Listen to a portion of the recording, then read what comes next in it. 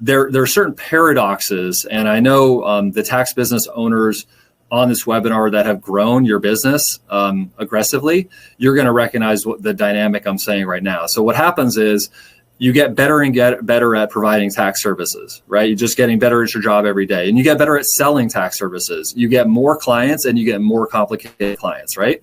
And then you have more clients, you have more complicated clients. You're now on that tax business treadmill. You're running faster and faster, and you feel like you can't safely get off that treadmill. Now you're starting to go in that territory where you're heading towards that insane, possibly bankruptcy type of thing. And I saw my friend John in the chat room. He said, if you start broken insane, you have a head start. So that is definitely the tax pro humor right there. And there's a lot of truth to that. But this is the dynamic that happens. And another example of this paradox would be, okay, your business is going well. You start attracting, really good employees, right? You start hiring more good employees. You start paying more. Then you start seeing you're making less money in the short to medium term, but maybe someday more employees that you're paying more will create more profits. But that's a pretty big question mark. And meanwhile, your HR hassles start to pile up and multiply day by day. And then you're into that territory that you don't want to go to, right? So in summary, unless you're doing things in a certain way in the tax business, the more quote unquote successful you become, the farther away you get from the dream that you hope to achieve by means of the tax business, right? And that drift towards, feeling just overwhelmed, feeling, mental health challenged, and frankly, losing a lot of money can be very swift as you start to drift in that direction. And so if you ask around other tax business owners, if you haven't personally experienced this dynamic, it's a very common thing in the tax industry. And so that's when we arrive at that point where say, hey, is this really my definition of success and me achieving my dreams if I feel like I don't have freedom and I'm making good money, right? And most people are going to say, you know what, I'm not really that happy with this scenario, right? And let me give you just a kind of a tangible example so that it doesn't sound like I'm just talking about a theory, right? So around about 2014, 2015, August, middle of the summer, right? I'm out of the office and I start getting these urgent calls from my coworkers at the office. Such and such client is here. They're saying, where are you? You have to get down here like right now. Get down here right now. They need you to be here. They need you to be here right now. And I said to myself, I'm pretty sure it's August. I'm pretty sure this is a tax business. And, that's not really going to work for me, right? To be, bring him here immediately, and that kind of thing. And those kind of incidents were happening more and more where I started to see this is not what I want for my situation. I don't want clients to be thinking they can just walk in to somewhere and say, get him over here right now. That just was not going to be something that worked for me, right? And so I developed a couple of bad habits that kind of to deal with some of that stress. This obviously is not a picture of me, but this is just a visual representation. And so let's go from that time to now. Let's kind of fast forward and look at my situation now. I'm able to earn really good money from a tax business without ever personally being present in a tax office, while also feeling confident that the tax clients in our office are receiving stellar service. I'm able to work whenever I want, wherever I want, within reason. I don't miss any family events because of work. I'm able to help my Pronto Income Tax teammates become business owners, homeowners, and successful tax professionals. And I'm able to inspire and motivate other tax professionals just like you to deliver excellent service for your own clients and to pursue your own tax career dreams with clarity and confidence. So this is my current situation. I'm not going to lie, it was not an easy path to get here. I remember one time in particular around 2018 where it was about a 2-week period where I just literally couldn't even get out of bed. I was having all these kind of like weird symptoms, and I was like, seriously, this might be it for me, and I could even think of a couple other times where I was literally like debilitated, by the amount of stress that I was going through to try to get, to what I wanted out of my career. Okay. And I know a lot of you have been in this business and worked hard. You're probably going to be able to relate to that. You might've got, so I started checking with all these doctors, like what's wrong with me, et cetera. It's like, you're just way too stressed out. You're just way too stressed out. Your workload is too much. And so it was not easy to get to this point. And I always feel like on the webinars, that I attend, people start talking about, I got this, I did all these things. And so for me, I don't want this to come out as bragging, because to me, it's like any dreams that have come true for me, I'll say it's because of God. That's the way that I feel. And also want to be thankful and grateful to my teammates, like Imelda, Carlos, Glenn, and everybody has helped me along the way. Also just keep in mind that all of us could always lose anything good that we have, just like that, right? But nevertheless, the fact remains, right? If you look around the tax industry, there's really not too many people that can check these kind of boxes. And so when it comes to like, hey, do I know what I'm talking about? Or am I just up here just saying whatever? I feel like I've earned the right to make some comments on, how we can achieve our dreams, like us on this webinar, because I've gone through it myself in a real way. Okay.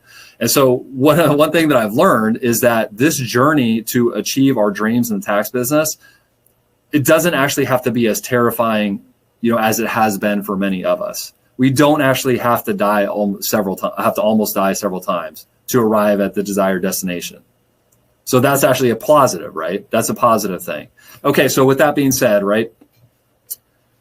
Great, Andy. Hey, great. I'm with you, right? How are we going to achieve our dreams? And that's the moment in time right now that a lot of us are in. Post-extension, in most cases, we're not preparing as many tax returns. We're not as busy with the day-to-day, most of us. So we have a window in time to plot our next moves about what's going to move us most towards our dreams, in the next year, in the next 2 years, et cetera, right? So to start that conversation, I just want to make it clear that from my point of view, I believe that principles are more important than tactics. So if we're trying to move towards a goal, we're going to be more successful in adhering to a principle and then using our own creativity to apply that principle to your specific situation, rather than just saying tactically, you need to do this. And so let me give you an example.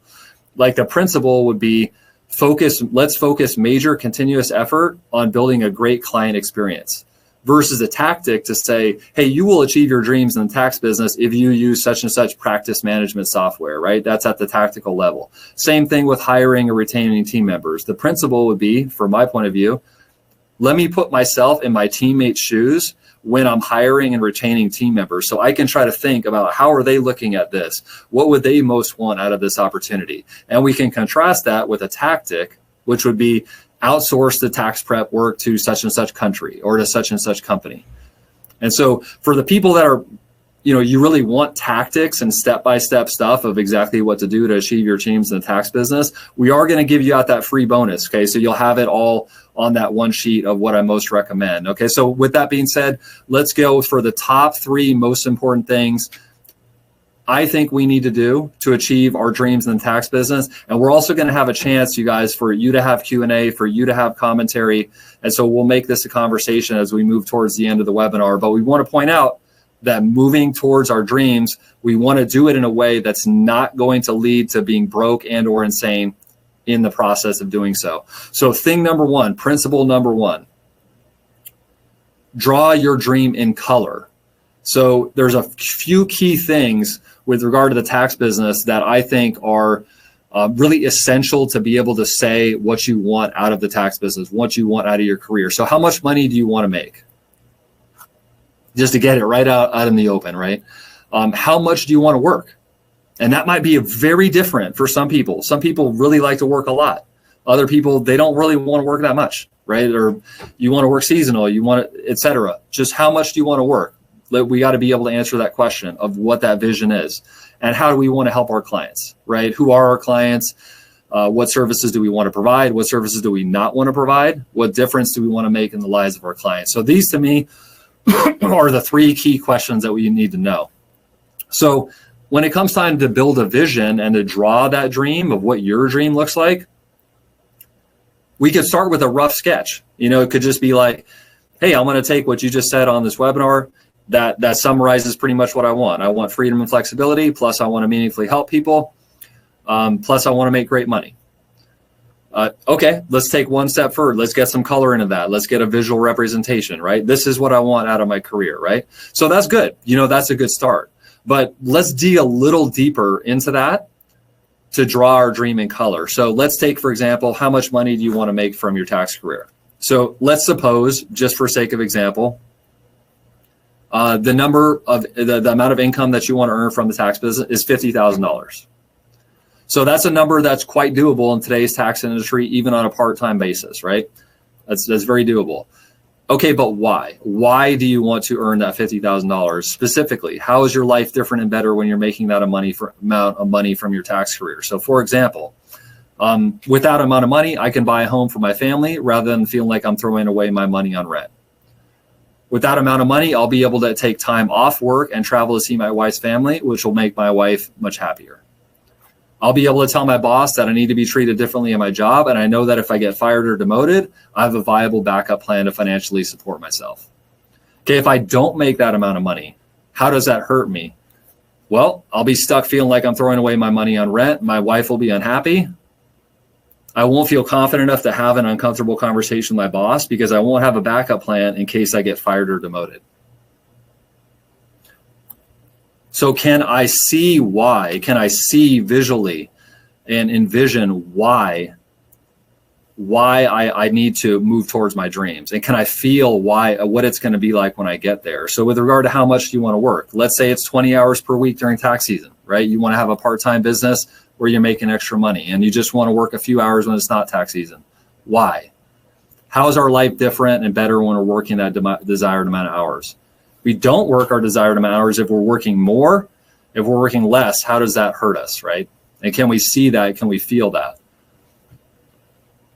Something that can be very helpful with this exercise is to keep ramping it up until it actually is a matter of life and death. And so let's go through an example of that. It's going to sound a little crazy, but this is actually factually how I myself look at part of this, right? So how do you want to help your clients? Let's say that my clients are small business owners who've been in business 3 years or less. So essentially startups, right? I provide them tax preparation. I don't do bookkeeping, any other services. I want to help them pay the lowest amount of taxes allowable by law so that they have more money and time to grow their businesses. So that's the why of what I'm trying to do for my clients, right? But deeper than that, why? How is my life different and better when I'm helping my clients in the ways that I envision? My clients will be able to support themselves and their families without becoming indentured servants to money-hungry, soul-crushing corporations. That's a plus for me. If I don't help my clients in the ways that I envision, how does that hurt me? My clients will feel alone and taken advantage of. In all likelihood, their business ventures will fail because most startups fail, right? Some clients will become depressed. Some may even commit suicide from loneliness and stress. And if you guys have self-employed clients, you know that this is a real deal, right? So if you go through that kind of exercise where you're really drawing out your dream in color, what you can come to is the dynamic of, yeah, what I'm doing right now is very challenging and quite difficult. You know, it could even be painful. It can be uncomfortable.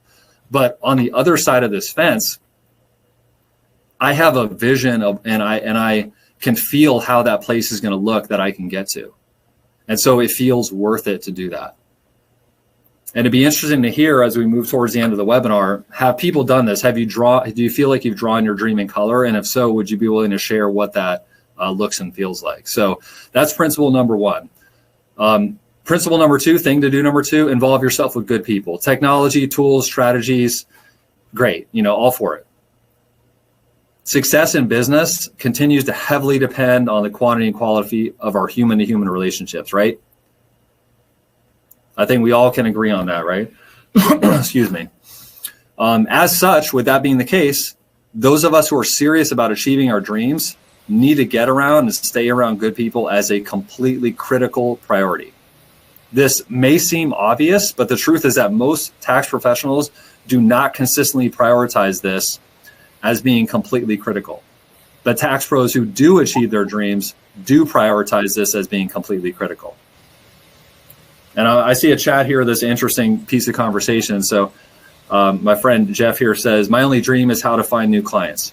So try going through drawing that dream in color and see how that changes your situation. Why do you need to find new clients? What changes about your situation when you find new clients? If you don't find new clients, what are the negative things that are there? So that's a great place to do that exercise that I just talked about. Good clients fuel tax career dream achievement and are really such a great part of our business, right? I mean, if you just think of 2-3 good clients that you really care about and that really care about you, it seems like it's all worth it, right? Obviously, not every client is going to be our favorite person in the world, but in general, we want to work with clients that we respect and like. Again, that might seem like a Captain Obvious statement, but many tax pros don't actually do this with the determination it takes to have it actually happen in real life.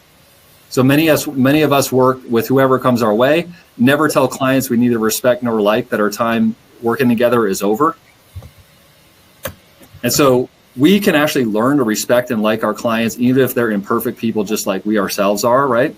We can engage in personal and spiritual growth that helps us to see the common humanity in every person. We can learn empathy. We can become masterful communicators, which makes everything go a lot smoother. We can set firm boundaries so that clients don't become abusive in the first place. And so conscious and wise behaviors from us as professionals can actually cause us to have good clients in most cases. Let's talk about 80-20 client relationships.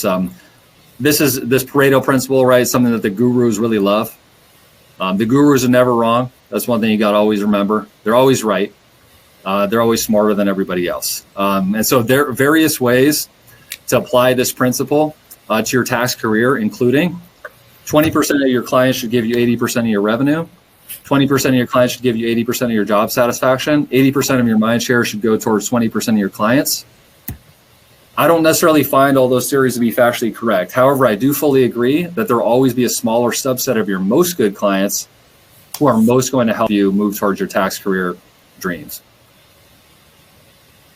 Special clients create special opportunities. So when we give those extra efforts to the clients who most need and most appreciate us, we may find ourselves rewarded with faster advancement towards our own better place. So example, I had a client that really needed like a huge cleanup of a tax situation that was just a big mess. And the client was actually quite ill. So got into making house calls, took care of this entire big tax mess, right? And ended up an opportunity came about where that turned into $150,000, totally unexpected opportunity. Okay, and this is a common scenario that we see among tax professionals who make these big gains towards their dreams, is that a special client introduces you to a special opportunity and that catapults you towards your dreams. More than the fees you charge these special clients is the special opportunities those clients introduce you to that make the biggest difference. And it's so often it's not possible, right, to take advantage of those special opportunities when we're bogged down giving 80% of clients to 80% of the attention. So paying special attention to that 20% of your most good clients really does pay off. Clearing space. I don't like to talk too much about getting rid of bad clients because I think that in most cases, we can figure out how to actually train clients better and get a better result. That being said, being able to say goodbye and say no can be a big part of this doing thing number 2, right? So, and it's not that hard once you do it. This is an example of just how to kind of cut loose from an unpleasant and often unprofitable client relationship. We can't forget about the peers side of it. A lot of you guys are here networking in the chat room. Networking with your tax professional peers is a great part of today's tax industry. Many tax pros have grown beyond that lone wolf mentality that's been kind of our trademark, so to speak. And it's easier and cheaper than ever to find and interact with good people who are walking the same career path as you. Examples: Facebook groups, LinkedIn groups, Twitter, X, whatever it's called, in-person conferences, and actually, making an effort to talk to people at the conference. So a lot of people are probably saying, I agree with all that. Let's do a little test, right? Because what we learn in business is that if it's not on the calendar, it's probably not going to happen, right? So next week, for example, what do we have on the calendar about involving ourselves with good people?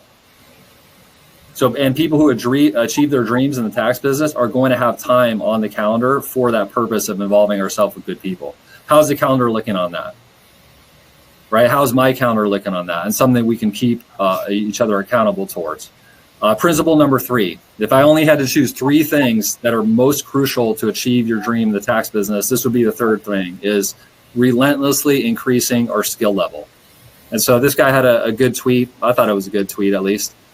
If I do a job in 30 minutes because I spent 10 years learning how to do that in 30 minutes, you owe me for the years, not the minutes. That's something that a lot of us have heard. It's a quote that goes around. So example in tax business, pretty good examples of that in the tax business due to how much of a knowledge-based business it is. 1040 tax preparation for a client who's properly organized. It can take 15 minutes and you can charge $350, $1,400 per hour. S corporation tax prep for a client who's properly organized. It can take 30 minutes. It can be done in 30 minutes and done well. Charge $2,000, $4,000 per hour. Penalty abatement for a situation with clear justification. It can take 20 minutes, charge $950 and have it be well worth it for the client. There's not as positive examples that are also plentiful, right? 1040 tax prep for a client who's properly organized. 2 hours, $150, $75 an hour.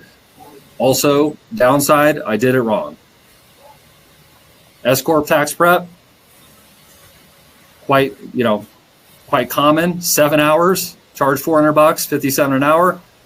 Everything explodes in my face. I did it wrong. Penalty abatement, 45 minutes that I spent, invested in that.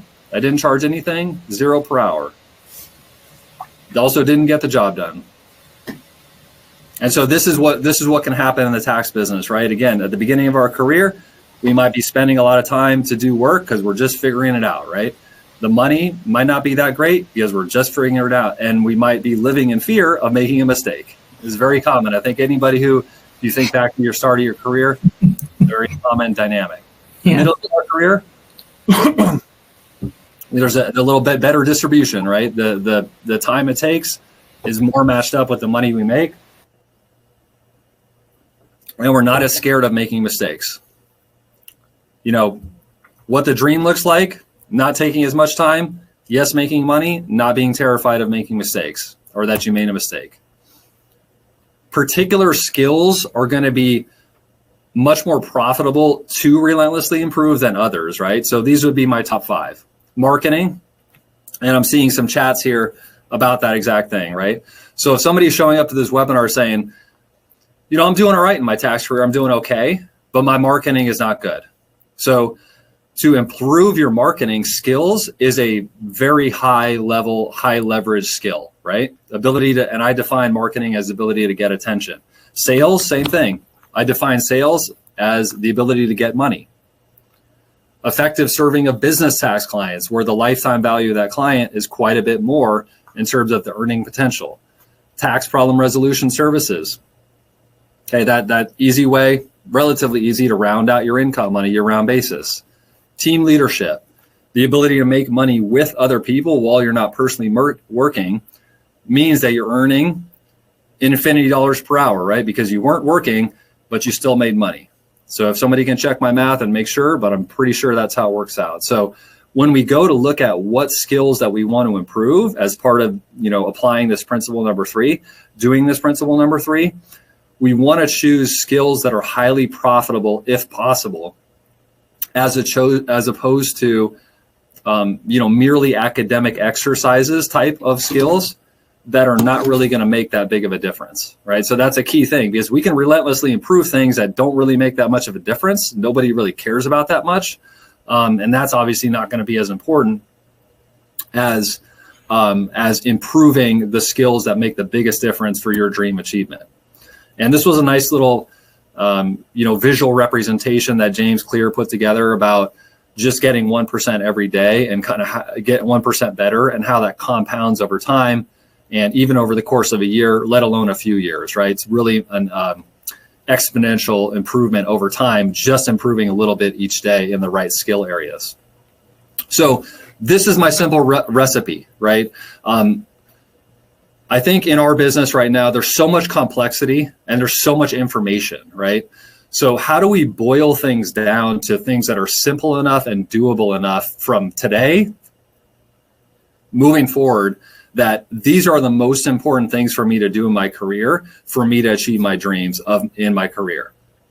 Okay, and so from my point of view, these are the biggest 3 things. Draw your dream in color, define in detail what the place you want to get to looks and feels like. That was principle number 1.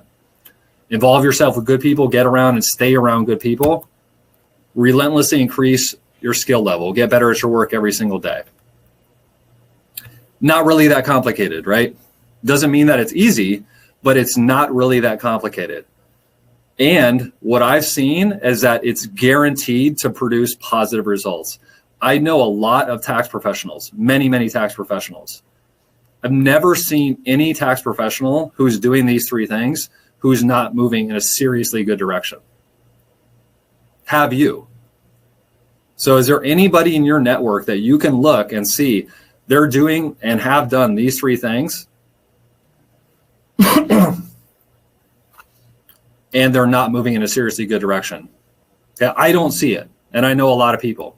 Okay, so these are my top three recommendations. You want to achieve your dreams in the tax business, and keep achieving your dreams, right? Not just have a good situation now, but keep having a good situation like we've been talking about. These are my top three things. Draw your dream in color, involve yourself with good people, and relentlessly increase your skill level. And the good thing about it is that this is all doable.